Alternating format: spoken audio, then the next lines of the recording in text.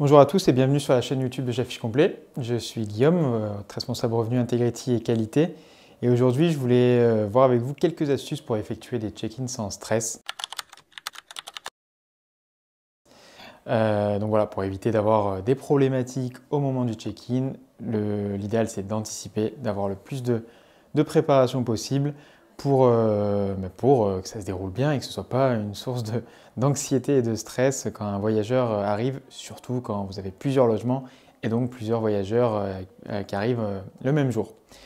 Donc, premièrement, c'est de communiquer de manière précoce, donc de manière assez anticipée avec les voyageurs et que ce soit clair et précis. Il faut vraiment que vous prépariez un guide d'arrivée avec toutes les informations nécessaires à leur arrivée. Sûrement que dans vos premières fois, vous allez avoir des manqués, mais le but c'est que toutes les petites questions, les choses auxquelles vous n'avez pas pensé les premières fois, viennent agrémenter et que vous améliorez votre process au fur et à mesure.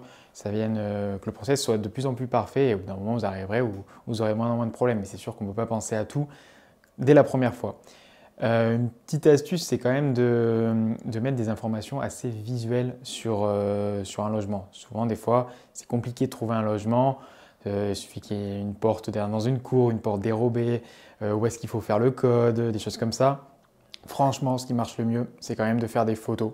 Voici la photo avec un peu basique, de manière très basique, une petite flèche, c'est ici qu'il faut faire le code. Ça marche toujours mieux que de l'écrit parce que l'écrit, c'est soumis à l'interprétation. L'image, quand même, faut vraiment le faire pour ne pas comprendre une image. Donc voilà, c'est une petite astuce quand même pour s'éviter des appels à je comprends pas, où est-ce qu'il est l'interphone, où est-ce qu'elle est la boîte à clé, etc. Une chose importante, alors, c'est pas que ça va vous enlever du stress, mais c'est bien pour après d'avoir des meilleures notes, c'est quand même de faire un accueil personnalisé, alors que ce soit déjà dans le message et le guide que vous allez envoyer, ne serait-ce que juste mettre le nom de la personne plutôt que cher voyageur. Déjà, c'est un premier élément de personnalisation, mais ça peut aller plus loin avec qu'est-ce que vous aimez, qu'est-ce que vous préférez.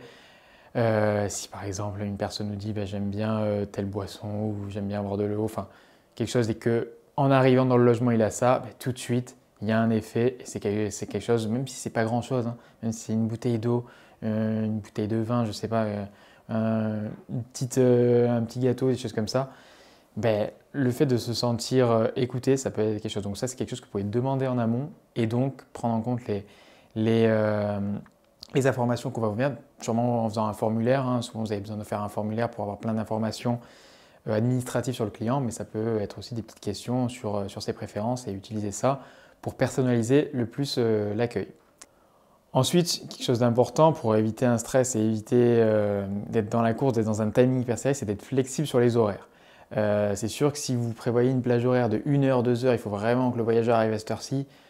Le voyageur, entre les transports, les problématiques perso, ce sera difficile pour lui d'arriver à l'heure précise.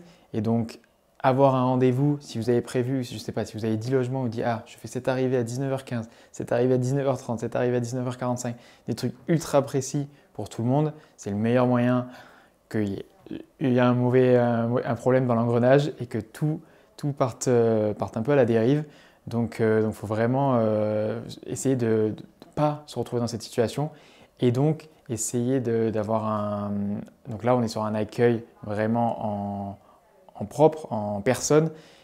Pour cela, pour pouvoir offrir une plage d'horaire d'arrivée flexible et donc de départ flexible aussi, je vous invite à passer par les boîtes à clés sécurisées. Donc une boîte à clés ou une serrure connectée, ce type d'outil qui va vous permettre, en fait, peu importe, le client il pourra arriver sur une plage d'horaire qui lui va et donc il n'y a pas de problème de ah il faut que je sois là quand il arrive, donc de problème d'attente pour le client parce qu'il vous aura appelé le temps que vous veniez au logement. Ça va quand même simplifier, ça va franchement vous changer la vie. C'est sûr que quand vous avez un ou deux biens, c'est peut-être gérable de le faire en main propre. Quand vous commencez à en avoir beaucoup, il faut vraiment réussir à automatiser ça. Ça va vous dégager du temps et avoir beaucoup moins de stress. Toujours est-il, on en revient au premier argument, la première astuce, qu'il faut que vraiment ce soit clair dans les instructions, euh, comment utiliser la boîte à clés, la serrure connectée, où est-ce qu'elle est, là il faut vraiment que ce soit clair et donc n'hésitez pas à faire des photos. Bien évidemment, pour ne pas avoir de stress et donc pas que le client vous appelle, il va falloir contrôler que la propreté soit bonne, que si vous avez des prestataires ménage, quand même avoir un moyen de contrôle. Alors là, il existe des applications, donc je ne détaillerai pas forcément dans cette vidéo, mais il existe des moyens de contrôler ce qu'a pu faire votre prestataire ménage, ou si c'est vous qui avez fait le ménage, bon, vous savez très bien si la propreté est bonne. C'est simple, hein. Tout éviter en fait toute occasion pour le voyageur de vous appeler, parce que c'est ça au final qui va créer du stress, qui va vous faire perdre du temps, parce qu'il suffit qu'il y en ait 10 personnes en même temps qui vous appellent, et toutes à la même heure, donc ça va être un problème. Une autre manière d'éviter ça, c'est d'anticiper tous les besoins que pourrait avoir le voyageur.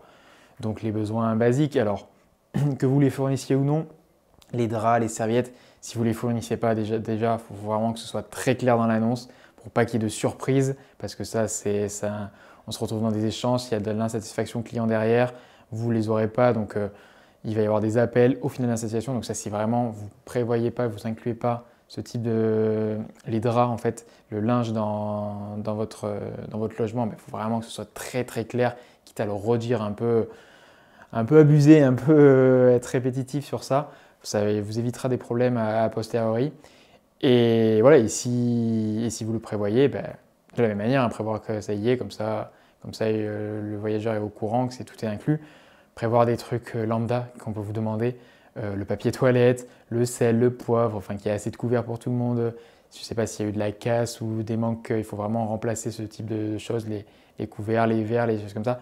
Tout, c'est vrai que quand vous arrivez dans un logement, tout ce qui pourrait faire en sorte que mince, ça manque, j'en ai besoin. Du coup, je vais appeler le gestionnaire. Ça, comme je disais au début de la vidéo, c'est quelque chose que potentiellement, la première fois, il va vous manquer, je ne sais pas, le tire-bouchon. Vous n'avez pas pensé à ça et quand vous allez avoir 3, 4 demandes de voyageurs qui vous demandent à chaque fois le tire-bouchon, plutôt que vous allez vous dire, bon, ça peut être un bon investissement d'acheter un tire-bouchon. Donc voilà, c'est ces petites choses-là que vous allez savoir en fonction des retours des clients aussi. C'est pour ça que les retours vont être très importants et qu'à la fin, il ne faut pas hésiter à demander des retours clients. Déjà, en leur demandant de poster une note et un commentaire, mais aussi même en direct, pour vraiment avoir des avis, des critiques constructives et des critiques, que ce soit négatives ou positives. C'est nécessaire pour toujours bien s'améliorer. On est toujours dans ce but de s'améliorer. Ensuite, avoir une assistance en cas de problème. Il faut vraiment prévoir que malgré tout ce que vous avez fait avant, le risque zéro n'existe pas et vous aurez quand même des appels. C'est le cœur de ce métier-là. Donc, il faut vraiment prévoir que vous soyez disponible, que si vous êtes une grosse équipe, que vous ayez quelqu'un de disponible en astreinte ou quoi pour répondre à ces problèmes. Il faut vraiment être joignable via un numéro d'urgence. Ça peut d'ailleurs être un autre numéro que le numéro basique que vous allez utiliser, vraiment un numéro consacré à ça. Comme ça, on sait si on a des appels sur ça, c'est que c'est une urgence, un truc important. Peut-être qu'il marche d'ailleurs que la nuit, qu'on allume que la nuit. De dédier un numéro, ça peut être quelque chose de plutôt pas mal. Et enfin, une petite recommandation, ce serait de prévoir un guide local, tout ce qu'il y a à faire autour de votre logement. Alors des basiques, des événements, peut-être les monuments à voir, ou quelle est la boulangerie la plus proche, quelle est la pharmacie la plus proche, un peu les commerces vraiment utiles qu'on va utiliser. Ça vous évitera d'avoir quel est le parking par exemple, où est-ce qu'on peut se garer, les questions qui reviennent au final tout le temps. Et ça, vous allez l'agrémenter encore une fois. C'est au fur et à mesure des séjours, au fur et à mesure des questions que vous allez avoir des voyageurs, que vous allez agrémenter ça. Et au fur et à mesure, les questions diminueront parce que, alors, ça ne vous empêchera pas d'avoir quand même des questions que les voyageurs vous posent, malgré le fait que ce soit dans le guide et que c'est juste que le voyageur ne l'aura pas lu. Mais au moins, plutôt que de répondre, vous pourrez lui renvoyer directement le guide et lui dire que la réponse est dans le guide. Donc voilà, ça vous évitera quand même une grosse partie de voyageurs studieux qui auront bien lu le guide et du coup qui ne poseront pas la question. Donc voilà, c'est vraiment forcément, on ne va pas être parfait au tout début, au premier voyageur. C'est vraiment quelque chose qui va se construire au fur et à mesure. On va prendre de l'expérience, on va rajouter plein de choses. Et au fur et à mesure, on va avoir de moins en moins de stress et ça va nous permettre aussi, vous permettre de grossir votre portefeuille. Au début, on ne gère qu'avec un, on automatise plein de choses et on en prend un deuxième logement, un troisième, et ainsi de suite. Et c'est de l'expérience qu'on tire de ces premiers voyageurs qu'on automatise nos process et du coup qu'on a de moins en moins de stress pour la gestion des check-in. Voilà, écoutez, j'espère que cette vidéo vous a plu. N'hésitez pas à mettre un like si vous avez aimé la vidéo, à partager si vous avez d'autres astuces, pour mieux gérer un check-in si vous pensez à d'autres choses que j'aurais pas évoquées dans cette vidéo. Et moi, je vous retrouve bientôt pour une prochaine vidéo.